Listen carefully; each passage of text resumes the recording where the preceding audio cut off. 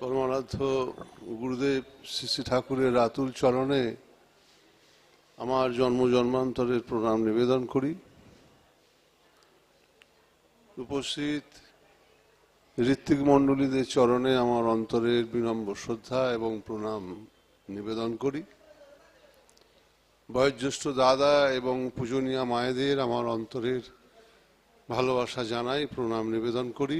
ছোট ছোট স্নেহের ভাই বোনেদের আমার আন্তরিক শুভেচ্ছা জানাই এবং এই দূর সমঞ্জন্তের মধ্য দিয়ে যারা শুনছেন প্রত্যেকের ব্রাহ্মী সত্তায় আমি আমার বিনম্র শ্রদ্ধা এবং ভালোবাসা নিবেদন করি। এতক্ষণ শ্রী শ্রী ঠাকুরের কথা হচ্ছিল, আমি শুনছিলাম মনোযোগ সহকারে, কিন্তু ছন্দপতন হলো পরিচালক মহাশয়ের নির্দেশ যে শ্রী শ্রী ঠাকুর সম্বন্ধে কিছু বলার জন্য। ঠাকুরের কথা কি বলবো, এটা ভাবলি বুক উড়ে যায়। কারণ সত্যি আমার ব্যক্তিগতভাবে সেই সাধন ভোজন তো নেই, ঠাকুরের প্রতি সেই অনুরাগও নেই। তার প্রতি যদি অনুরাগ না থাকে, টান না থাকে, তার কথা বলা কিন্তু খুব কঠিন ব্যাপার। কারণ তার সঙ্গে আমরা যখন সম্পৃক্ত হই তখন ভেতর থেকে কথা বেরোয়। এই যে কান্তকবির যে গানটা হলো, তিনি কিন্তু ঈশ্বরের সঙ্গে একদম সম্পৃক্ত হয়েছিলেন, ওই জন্যে এই এত সুন্দর গানটি তিনি লিখতে পেরেছিলেন। তাই ভগবানের সঙ্গে নিজেকে আগে সম্পৃক্ত করতে হয়, তার সাথে আগে ভালোবাসার সম্পর্ক করতে হয়, যেটা শ্রী শ্রী ঠাকুর রামকৃষ্ণদেব বলেছিলেন যে ৮ পৌরে সম্পর্ক করতে ভগবানের সাথে। এই সম্পর্কটাই হচ্ছে আমাদের জীবনের সবথেকে মূল্যবান বস্তু। আজকে সারাদিন ধরে আমরা শ্রী শ্রী ঠাকুরের কথা শুনছি, নতুন করে আপনাদের কাছে বলার কিছুই নেই। আজকের দিনটা আমাদের কাছে খুবই পবিত্র দিন, কারণ প্রভু যীশু খ্রিস্টের জন্ম হয়েছিল এই দিনে, ভালোবাসার যিনি মূর্ত প্রতীক। এবং তিনি যে যুগে যুগে আসেন সেটাও আমরা জানি। এই যুগের বর্তমান যুগ পুরুষোত্তম শ্রী শ্রী ঠাকুর অনুকূলচন্দ্র রূপে তিনি তিনি এসেছেন আমাদের মধ্যে, আমাদের জীবন এবং পথ দেখানোর জন্য। তার এই যে আশা, এটা কিন্তু আমাদের কাছে খুব মূল্যবান। কারণ আমরা অজান মানুষ, আমরা তো জানি না জীবনের পথে কিভাবে হাঁটতে হয়। তিনি এসে আমাদেরকে সেই পথটা দেখিয়ে দিয়ে যান। সেই জন্যে যুগে যুগে তাকে আসতে হয় এবং তাকে আসতে হবেই। কারণ না, তিনি না এলে আমরা বাঁচতে পারবো না। আমাদের অস্তিত্বই নির্ভর করছে তার আশার ওপরে। তিনি আছেন বলেই আমরা বেঁচে আছি। তিনি যদি না থাকতেন তাহলে আমাদের অস্তিত্বও থাকতো না। ভগবানের প্রতি ভগবানের সঙ্গে এই যে নিজেকে যে সম্পৃক্ত করা, যখন আপনি সম্পৃক্ত করবেন, মানে তার সাথে যখন খুব আন্তরিকভাবে তাকে হৃদয় দিয়ে অনুভব করবেন, দেখবেন যে তিনি কত আপনার জন। তার মতন আপনার জন আর পৃথিবীতে কেউ নেই। গিরিশ ঘোষ একবার বলেছিলেন ঠাকুর রামকৃষ্ণদেব সম্বন্ধে যে আমার একটা ধারণা ছিল যে মানুষ সে সব থেকে নিজেকে বেশি ভালোবাসে, কিন্তু ঠাকুরের কাছে এসে দেখলাম যে আমি আমার নিজেকে কি ভালোবাসি, তার থেকে ঠাকুর আরো বেশি আমাকে ভালোবাসে। এই তার চরণে আমরা যারা আশ্রয় নিয়েছি, যারা একটু নিষ্ঠা সহকারে তাকে নিয়ে যারা আমরা চলি, আমরা কিন্তু এটা প্রাণে প্রাণে অনুভব করি যে তিনি আমাদেরকে প্রতিনিয়ত কত ভালোবাসার মধ্য দিয়ে তিনি আমাদেরকে বাঁচিয়ে রেখে দিয়েছেন, আমাদের সত্তা সম্বর্ধনার জন্য।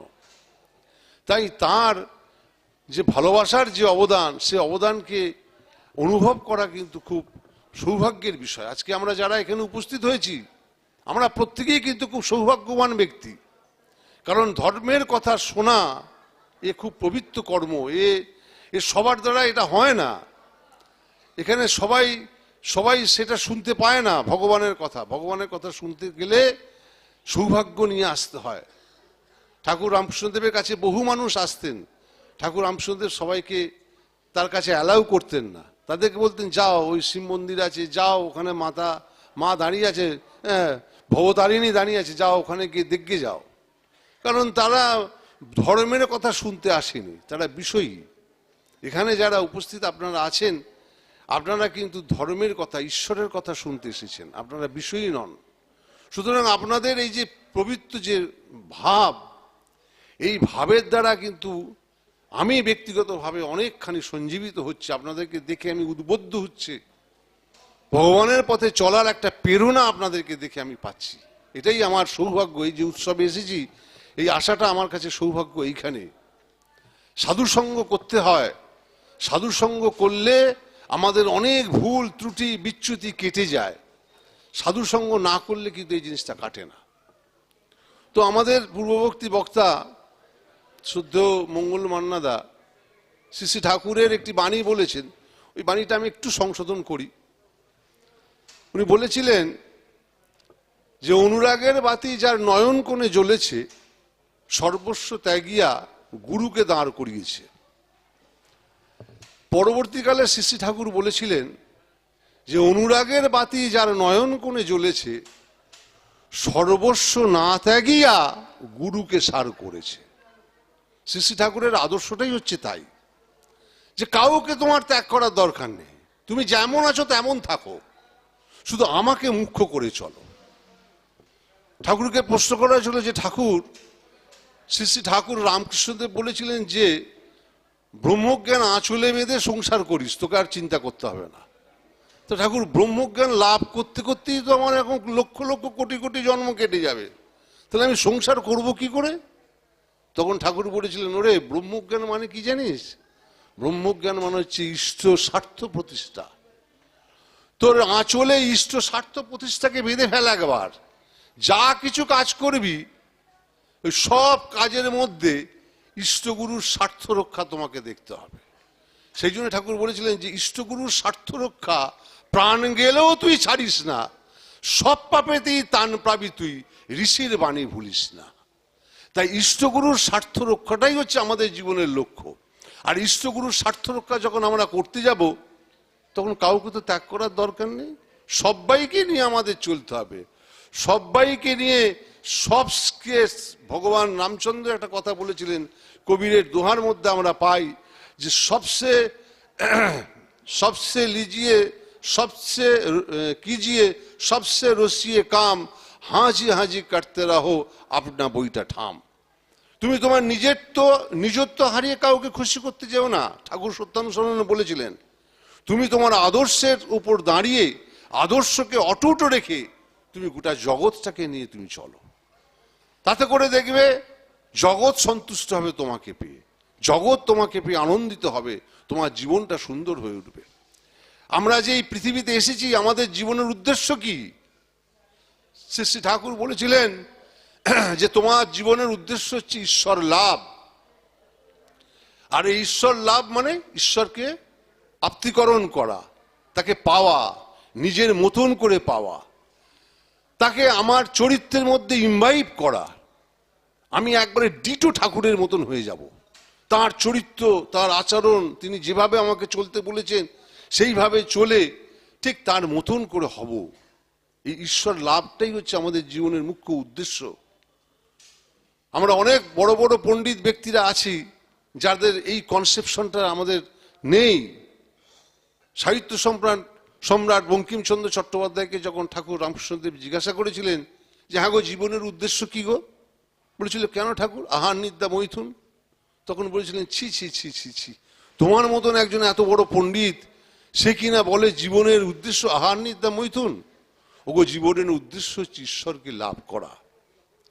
সেই যে ঈশ্বরকে লাভ করা, সেই ঈশ্বরকে লাভ করার একটা সহজ রাস্তা ঠাকুর এবারে ধরিয়ে দিয়ে গেছেন, একদম সহজ রাস্তা।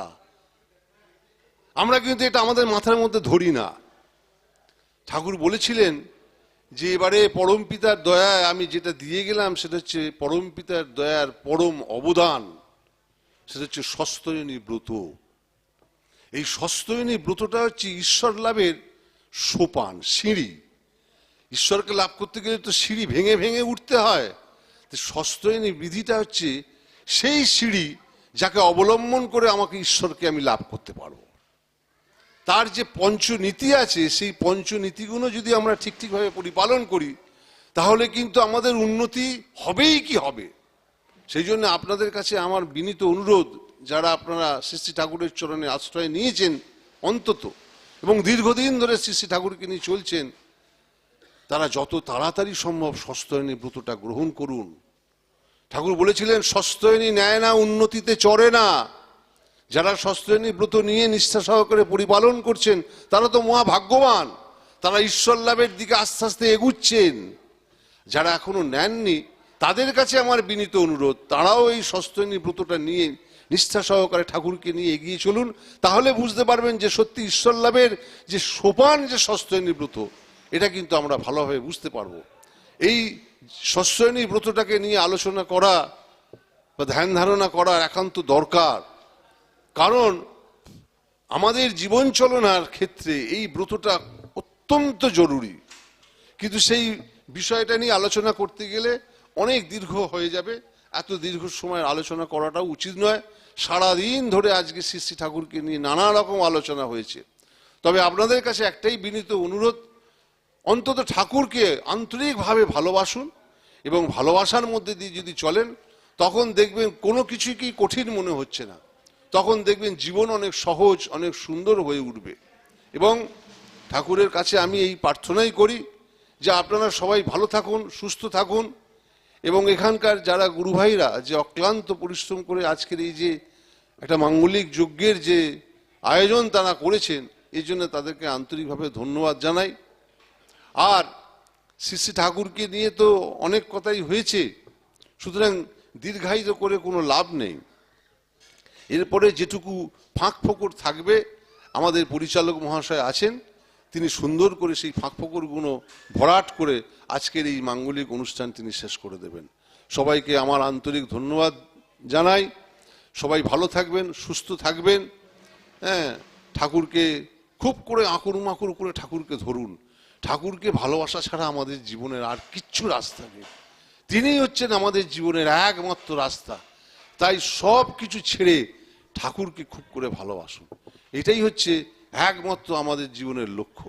এই কথা বলে ঠাকুরের চরণে সবার মঙ্গল প্রার্থনা করে আমি আমার ক্ষুদ্র বক্তব্য শেষ করছি। জয় গুরু, বন্দে পুরুষোত্তম।